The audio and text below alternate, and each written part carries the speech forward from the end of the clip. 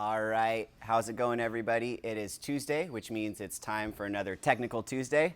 Today we have a special guest, Sterling, and she's gonna help us break down the handstand push-up, one of my personal favorite movements. You ready, honey? Ready. Ready. So for us, the handstand push-up, we feel can be broken into three categories. First, are you comfortable being upside down in the wall and in that position? Second is, do you have the strength to perform the handstand push-up correctly? And then third is the application of the handstand push-up and the different variations that you can do throughout it. Let's talk about comfort first. For a lot of people, just kicking up and being inverted on a wall is a challenging and unfamiliar position. So we like to start at the very, very bottom for people who are new to CrossFit or this type of fitness or new to that type of movement. And what we like to get them to do is the box to pike. As you can see here, I start with my knees on the box with my hands out, and then I walk my hands back towards the box as I pike my hips up. It's also an abdominal exercise, so I'm making sure to really engage those abdominals. I'm pushing through those palms. I'm putting that head down to try to keep that spine nice and neutral, and I'm trying to get that stacked sensation in those shoulders. You'll also notice that I go from my knees up into my feet. Being on my feet makes it a little bit more challenging because I have to push those hips up a little bit higher. We recommend doing 3 sets of 5 to 6. This is also a great warm-up exercise before you start getting inverted on that wall. After we feel comfortable on that box to pike, we like to take it a step further and put our feet or our knees on the rower. Really all this is doing is it's requiring you to be a little bit more stable. It's allowing you to really activate that core a little bit more. It's allowing you to really push those hips up a little bit more. It's a more challenging movement than that box. So for some people, they can do the box without a problem. The minute we get them on the rower, it's a little bit shaky. So if you're one of those people, take your time, start with a couple short reps, but eventually we'd like to see a walk to pike for about a 10 to 15 second hold, and you can do that 3 to 4 rounds just to get comfortable in that inverted position. Okay, I feel comfortable on that box to pike. I also feel comfortable on that rower walking my hands. It's time to take it a step further and mimic that same walking with my hands on the rower, and we're going to do a wall walk. As you can see here, I'm in a push-up position, facing the ground with my feet towards the wall. What I'm going to do is push up, and when I do that, I'm going to drive my heels into the wall. From that position, I'm going to try to move each hand with each foot as I inch closer to the wall. Ideally, we'd like to get as close to the wall as possible with our chest parallel to the wall.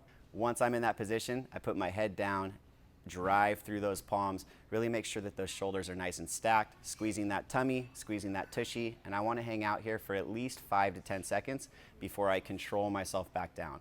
Make sure we're not sliding down the wall. On this, the wall walk, I'd like to see 2 to 3 sets, 3 to 6 reps. It's a challenging movement. I personally think that they're a little bit more difficult than handstand push-ups. So if you can get comfortable with this, I guarantee you, when you do finally go to kick up for that first time, you'll feel a lot more stable in that inverted handstand position.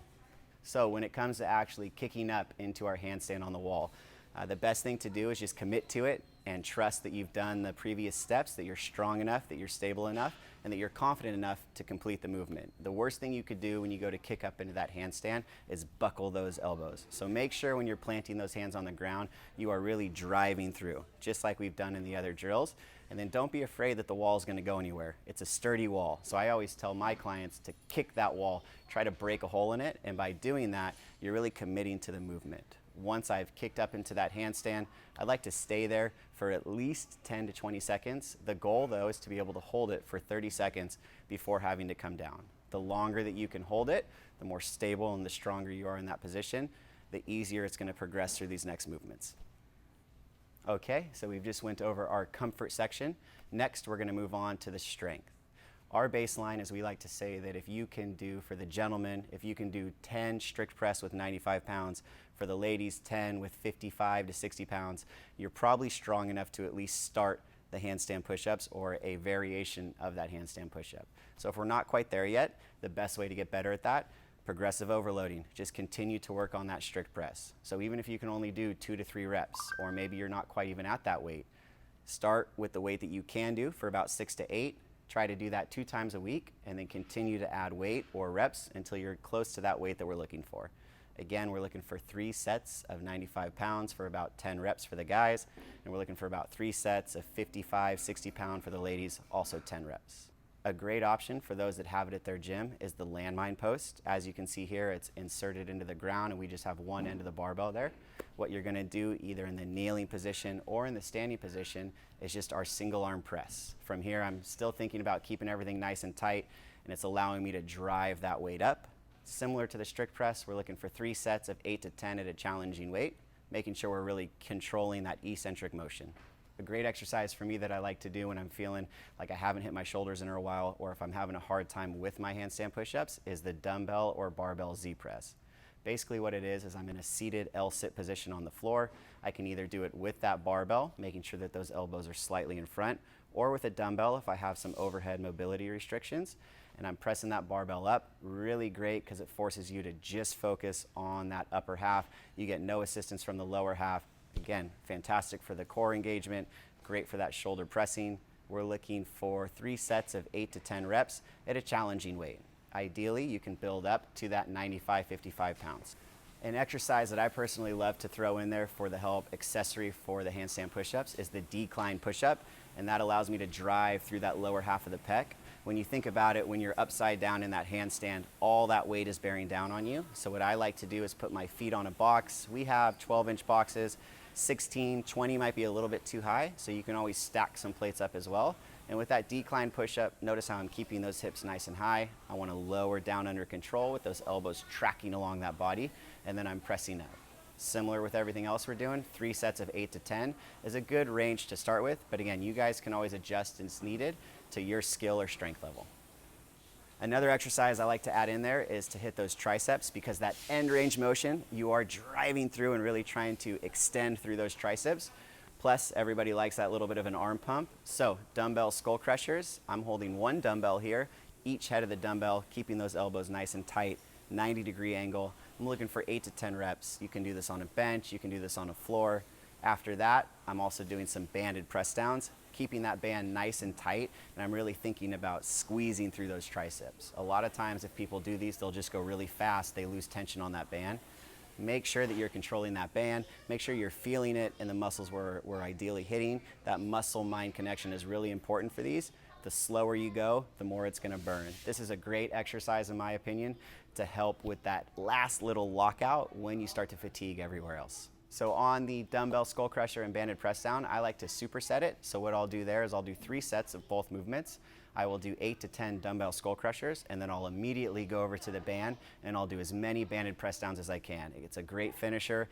Those initial skull crushers help mimic the fatigue I would get from that press, and then when I go to finish it, it's similar to what you're gonna feel when you're upside down on the wall, fighting for those last 2 to 3 inches to lock out the movement. For the application, we have people that have never kicked upside down or aren't quite there or comfortable yet to do our box handstand push-ups. Similar to the box to pike, I'm gonna find that position. I'm gonna lower my head straight down, really thinking about keeping my spine nice and straight, and then I'm driving through my palms. So you kind of see how I drive back towards the box.